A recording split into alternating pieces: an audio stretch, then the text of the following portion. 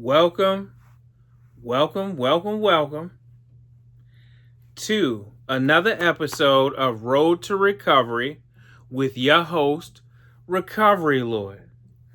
And in the beginning of groups, I love to start with shout outs. So I want to shout out my sister Charisma, Amira. We haven't been on the phone in a little minute. It's about time we kick that back up. Because I need to know how you doing, how you been, how is everything. My nephew Osiris, my day ones, been rocking. I hope you guys still on board for this trip, for this journey. We are getting stronger and getting better, and this information is helping to change our formation. So God bless you for that. That's motivation to keep up the good work and to raise the bar instead of going to it. So today, what would I like to talk about today?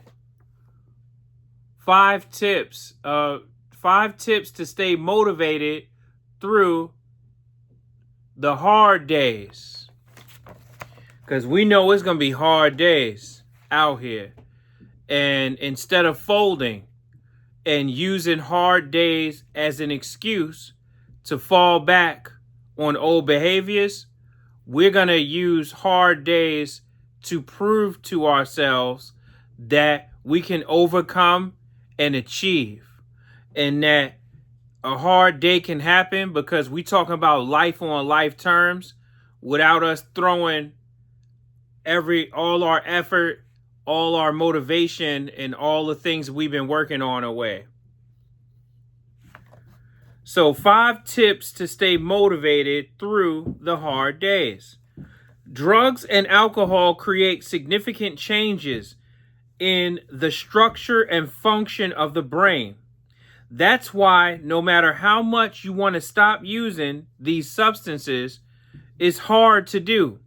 There's a lot of work to push through, a lot of heartache to battle, and a lot of temptation to give in to cravings. How can anyone succeed if recovery is really so hard? Success in recovery depends on many factors: the support system available, environmental factors, stress levels, and more. Perhaps at the heart of successful recovery is self-motivation. When the hard days hit, being able to keep yourself motivated is a critical step in achieving your goals. What are some ways to stay motivated when there's so much in the world that can bring you down?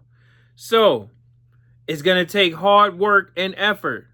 So just right there, that's describing to us and explaining to us why a lot of people don't get this. Because with some people, as soon as you say hard work and effort, they break into hives. They're going to need a Benadryl because they are allergic to not even doing it, just hearing about hard work, make them want to itch, make them want to holler the way they do their life. So we got a pen, I'm sure, and we got paper because I can't do virtual handouts. Can't do those. So here are 5 tips to stay motivated through the hard days. The first pro tip is to define the why. So before we even look at what it says, understand what defining your why means to you. Why is it important that you stop? Why is it important that you stop smoking? Why is it important that you stop drinking? Why is it important that you stop using? Addiction recovery is a path that could save your life. That's a heck of a why on why to stop. If we talking about saving our life, That sounds, you had me at that. That's enough right then and there. Yet, when cravings hit or when life gets hard, this may not seem like enough of a reason to keep going. That's why it can be helpful to take some time to reflect about why you chose to consider or enter recovery. Be specific. Get down to the heart or to the root, to the pinpoint some things.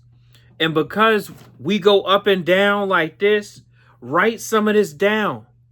Because people wake up mad as ever, F the world, don't ask me for shit. And everything you get, you got to work hard for it. And they spitting raps and they can't take this and can't take that. They get 2 drinks and they want to start cooking pork chops and lamb chops for people. Now they got charcoal to cook on the grill and all that. So because addiction has us going up and down, sometimes you want to jot things down. So it's easier to track it. So be specific. Do you want to see your kids grow up? If you have kids, do you want to see them grow up? Do you want to go to their graduations? And not only do you want to see them grow up, do you want them to look at you in a different light? Because after having hangovers and us telling them kids we don't feel good and giving them all the excuses, they see through all that crap. They know all the bottles on the dresser or, in the kitchen, on the countertop. They know why your ass still laying down in the bed and got all the curtains closed, whether you want to say it's something else or not. So are you tired of feeling bad all of the time and know that you deserve more? Don't you know you deserve more and you worth it? I hope you do. I hope you have come to that realization. And if you haven't, what's stopping you from coming to that realization today? That you're tired of feeling bad all the time and know in your heart that you deserve better and you deserve more. Do you want to show yourself that you can do it? Sometimes we don't have anyone else that we need to prove things to. We want to show ourselves that we have control over this. That's why, sometimes people go on stretches and they'll say, sometimes when they really about it, they'll say it to somebody who can hold them and remind them of what they said. I'm not going to drink all week, or I'm not going to smoke for the next couple of days, just to give your body a rest, because we know why you're drinking. People may understand, but see, that's not, whatever excuse is not good enough to your damn kidneys. What do you want to do with your life that will require your full commitment? Are there things that you want to do that you have to be 100% invested in it to see through? Do you want to go back to school? Do you want to fulfill certain promises that you made to yourself? Promises you made, to your parents, to your family? Are there certain commitments that are going to require you to show up 100% to see through? Then do it.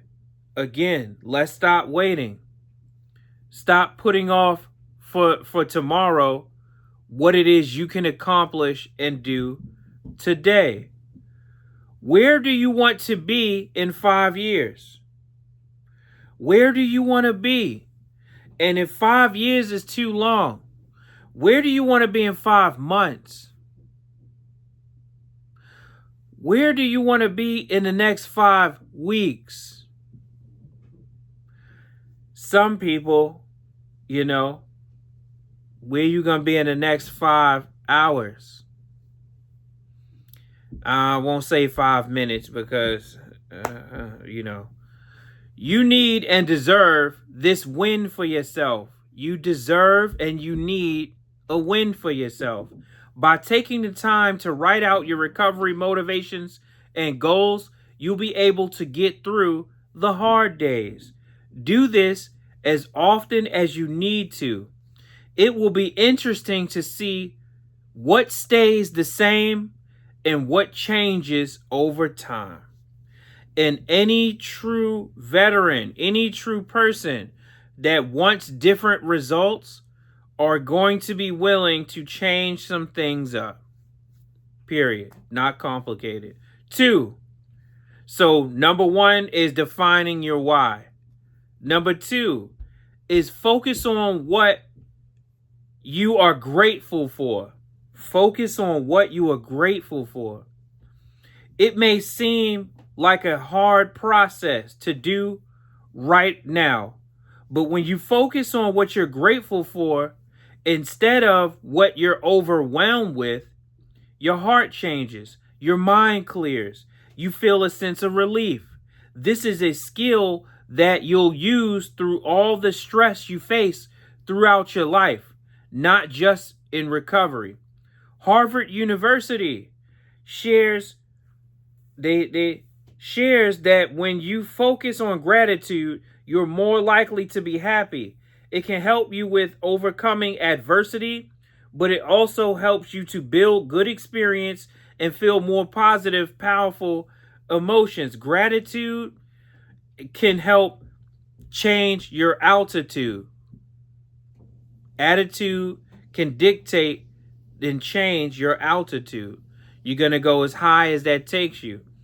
And gratitude is the glass half full type of person, as opposed to always looking at it as it's halfway empty. And when you are grateful, see, and I use this example in group today, where it's a difference between enduring something and embracing it.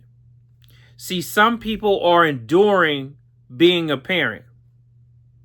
Some people are enduring being a father. Some people are enduring being a mother. And some people are embracing it. And when you embrace it, you get more out of it. Because you're not looking at everything as a chore and a punishment. So when you're enduring recovery, it's harder. When you embrace it, you saving your life. You adding value to your life. You probably adding time to your lifespan. It's so many positives that potentially come by doing it that you're grateful for it. And when you have gratitude in your heart, it's hard to be ungrateful, unhappy, because God and the devil do not occupy the same space.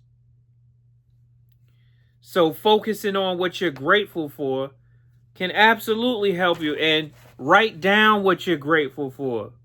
Right? Make a list on that. You ever talk to somebody and ask them what's getting on their nerves, and they'll talk your damn head off about people at their job that keep going to the bathroom, taking breaks, hiding, and who not doing this, and they neighbor making all this noise. Then you ask them what's going good in their life, and it's crickets. And they act like it's absolutely nothing. So 3, create a routine. Having a routine is one of the best ways to consistently stay motivated. As simple a concept as it is, a daily routine can create a profound difference in your ability to stay strong on the path of addiction recovery. When you have a routine, you know what to expect. This eases any anxiety you might feel about what the day might hold or how you'll get through all of the tasks required. Routines are also comforting. When you have a schedule, such as eating at the same time, taking a walk after dinner, getting up the same time each day, life starts to feel a little more settled and manageable. With a routine, you'll you're also able to work towards small goals. You're less likely to get sidetracked by tasks or hobbies that eat into your day. You're less likely to grow bored. You're less likely to get overwhelmed. Creating a steady routine takes a bit of time and practice, but it's a powerful tool against adversity. This is what you hear my man Cardo talk about in Upholding the Standard. Having a routine and just a positive, a healthy routine. You don't want a routine in mediocrity.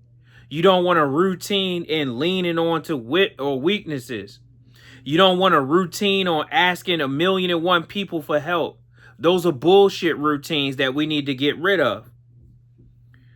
You want to build one that helps ease your anxiety and stress, because those are big triggers of addiction itself and relapse, and those are also withdrawal symptoms.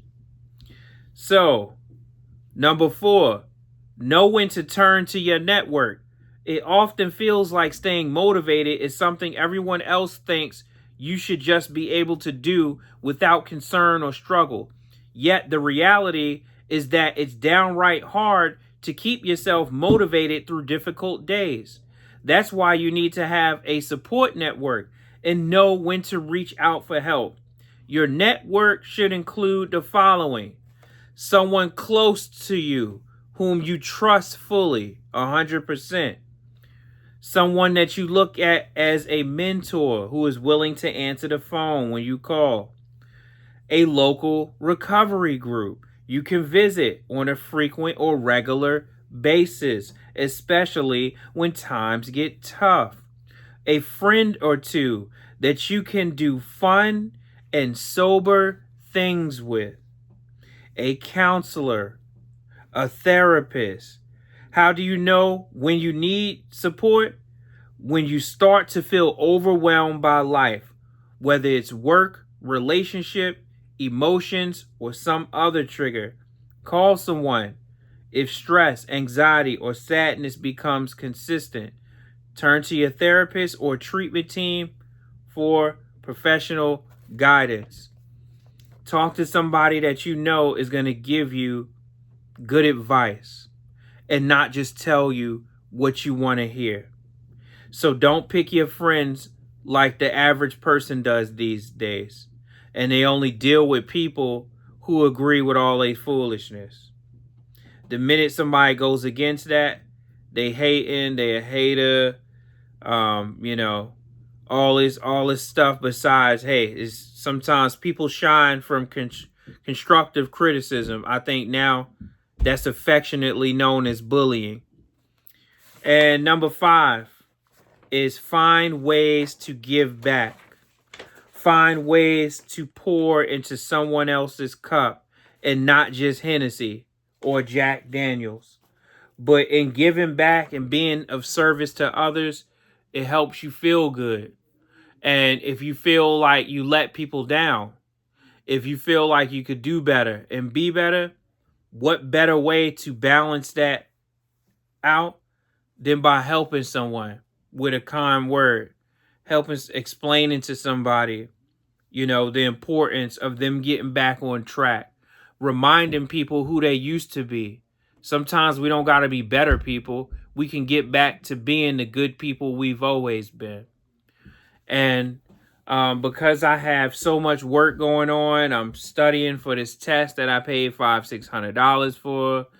I got a lot of stuff going on, which is why I had to adjust my schedule slightly with the groups. But I appreciate everyone who continues on this journey with me, and let's keep it going. We're not stopping. Only thing we doing is getting better and stronger.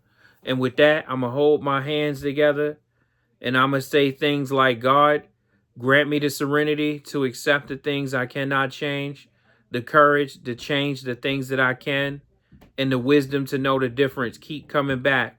More will be revealed for you, by you, because of you, on the behalf of you. You know it. You know we pray for the addict who picked up for the first time today. You know it. You know how this is going. We pray for the addict who put down for the last day.